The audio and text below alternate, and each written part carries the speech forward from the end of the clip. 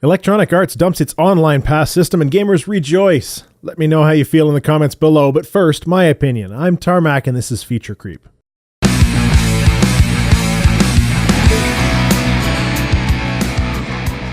Electronic Arts launched a system in 2010 called Online Pass. The marketing push behind it was to package a full menu of online content and services, blah blah blah, but it was clear from the get-go that it had a much more nefarious purpose. The Online Pass system was in effect for a significant number of EA titles, including things like Battlefield, FIFA, Madden NFL, which all have a powerful online component.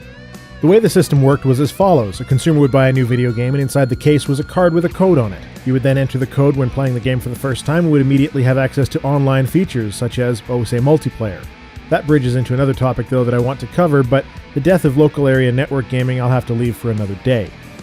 Now, on the other hand, if you happen to buy a game used but the previous owner had already redeemed the online pass, EA was kind enough to offer a method for you to purchase one for somewhere around $10. Conveniently for recent releases during their first month or two, this is about the same as the difference in cost between new and used titles, so you might as well buy a new copy which EA gets a share of the revenue, instead of a used one that they don't.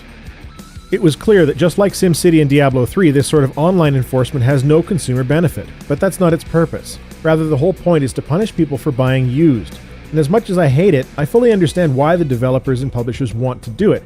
However, it does tend to make me avoid buying certain games, though I'm guilty as charged for buying Diablo 3, a game that I still enjoy from time to time. So, we've established that Online Pass is nothing more than DRM, and that people have a good reason to hate it. It would appear that enough people hated it that EA finally took notice and has announced that they will be discontinuing the program. No future EA games will have an Online Pass requirement.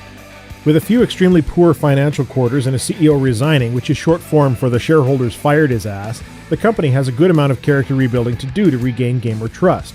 And hot on the heels of the SimCity launch debacle, removing any and all possible points of failure between gamers and their games is extremely important.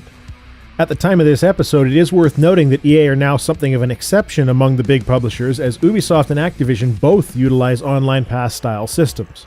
But the cynical side of me questions the move. I'd love to believe that EA listened to the community and wanted to do something positive for gamers everywhere, but I'm not sure that that desire is based in reality. They are a publicly traded company, and that makes this kind of thing very difficult.